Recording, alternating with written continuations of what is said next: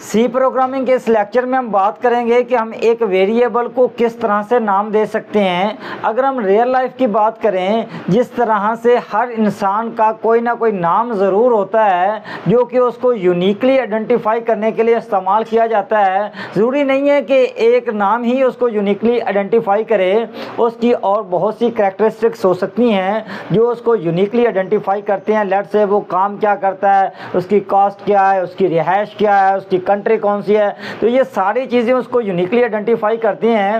Variable का भी same concept है, सिर्फ उसका नाम उसको यूनिकली आइडेंटिफाई नहीं करता, उसकी डाटा टाइप, उसका स्कोप, ये तमाम वो चीज़ें हैं जो एक वेरिएबल को यूनिकली आइडेंटिफाई करती हैं। लेकिन वेरिएबल का नाम कौन सा होना चाहिए, वेरिएबल का नाम देने के भी असूल हैं। तो वो कौन से हैं, यहाँ पे मैंने मोस्ट इम्पोर्टेंट, अब एक तरह से कह सकते हैं कि तमाम केसेस विद डिफरेंट एग्जांपल्स मैंने कवर किए हैं। इसके बाद आपको इस टॉपिक में मज़ीद कोई गुंजाइश नहीं होगी अंडरस्टैंडिंग में। पहला है अलाउड करैक्टर। सी लैंग्वेज में अगर किसी वेरिएबल को नाम देना है तो उसमें कौन कौन से करैक्टर हम शामिल कर सकते हैं। अल्फ़ाबेट्स हो सकते हैं जो स्मॉल केसेस, स्मॉल ए से स्मॉल जेड तक, ये तमाम, और कैपिटल ए से कैपिटल जेड तक तमाम आप अल्फ़ाबेट यूज़ कर सकते हो। नंबर 0 से 9 तक कोई भी यूज़ कर सकते हो, और अंडरस्कोर की अलामत यूज़ कर सकते हो। ये तीन ही वो कैटेगरीज हैं जिनकी बुनियाद पे आप किसी भी वेरिएबल का नाम दे सकते हो। मैंने एग्जांपल ही है, करैक्टर डाटा टाइप है, इसे ये हमारे लेक्चर का हिस्सा नहीं है। हमारा जो हिस्सा है सिलेबस इस लेक्चर का वो है वेरिएबल का नाम जो डाटा टाइप के बाद लिखा हुआ है, रोल अंडरस्कोर नेम अंडरस्कोर 01। इसमें मैंने कैपिटल आर लिया है, स्मॉल ओ डबल एल लिया है, अंडरस्कोर की अलामत है, और इसमें नंबर भी कंसीडर कर रहा हूं, तो ये मेरे पास एक तरह से सही वेरिएबल का नाम है। नेक्स्ट है start with alphabet or underscore symbol. दूसरा रूल है कि आपने इसको जब वेरिएबल का नाम लिखना है तो वो अल्फ़ाबेट से शुरू हो या अंडरस्कोर की अलामत से शुरू हो। शुरू में आप नंबर नहीं दे सकते, जैसे माई अंडरस्कोर नेम ठीक है, अंडरस्कोर माई नेम ठीक है, सेकंड अंडरस्कोर प्लेस गलत है, नंबर शुरू में आप किसी भी वेरिएबल नेम में नहीं दे सकते। थर्ड वन है no special character. Int ABC at the rate of XYZ, ये एट द रेट जो सिंबल है ये स्पेशल करैक्टर है। यहाँ पे स्पेशल करैक्टर की हम बात करें तो उसमें डॉट हो सकता है, कॉलन हो सकता है, लेस देन की अलामत हो सकती है, स्लैश हो सकता है। इस तरह के जो सिंबल्स हैं वो नाम रखते हुए सी प्रोग्रामिंग में किसी वेरिएबल में इस्तेमाल नहीं होंगे। फ्लोट माई हैश नेम, तो हैश सिंबल नहीं आ सकता, ये दोनों इनकरेक्ट होंगी। No special character allowed. No space, अब वेरिएबल का नाम देते हुए बीच में स्पेस नहीं दे सकते। करैक्टर माई स्पेस नेम गलत है वेरिएबल का नाम। अगर आप चाहते हो कि मुझे तो स्पेस की जगह पे कोई अल्टरनेटिव ज़रूर चाहिए ताकि वेरिएबल का नाम सही से पढ़ा जाए, बिल्कुल आपकी बात ठीक है।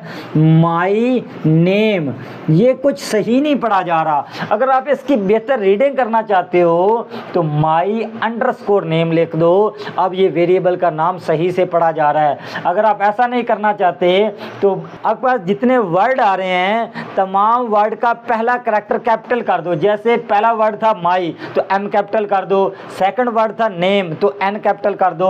अब इस तरह से माई नेम आपको रीडेबिलिटी में बहुत आसान लगेगा। तो ये दोनों वेरिएबल के नाम ठीक हैं, पहला इनकरेक्ट है। उसके बाद है हमारे पास केस सेंसिटिव या वेरिएबल लेंथ।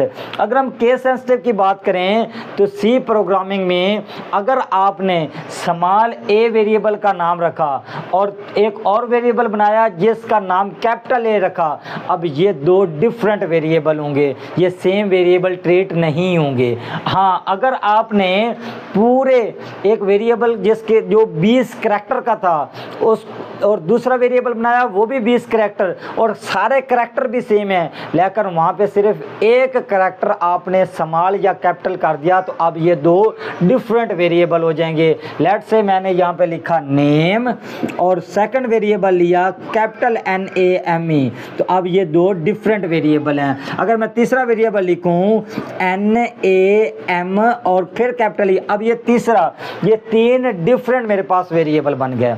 उसके बाद है वेरिएबल लेंथ। मोस्टली जो वेरिएबल की लेंथ है, जब आप कोई नाम रख रहे हो वेरिएबल का तो उसको 31 करैक्टर या उससे छोटा रखें।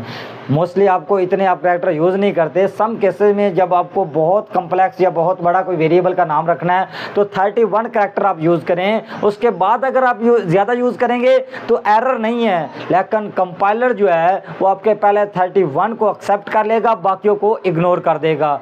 लेकिन इतना बड़ा वेरिएबल का नाम रखना भी नहीं चाहिए।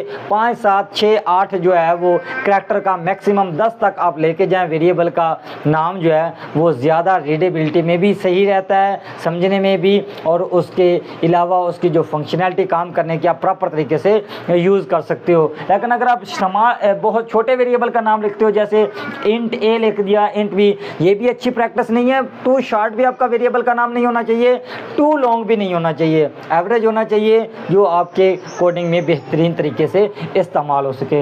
होप सो आपको ये वेरिएबल्स के नेमिंग के असूल बहुत अच्छे तरीके से समझ आए होंगे। अगर कोई क्वेश्चन है तो आप कमेंट में पूछ सकते हैं।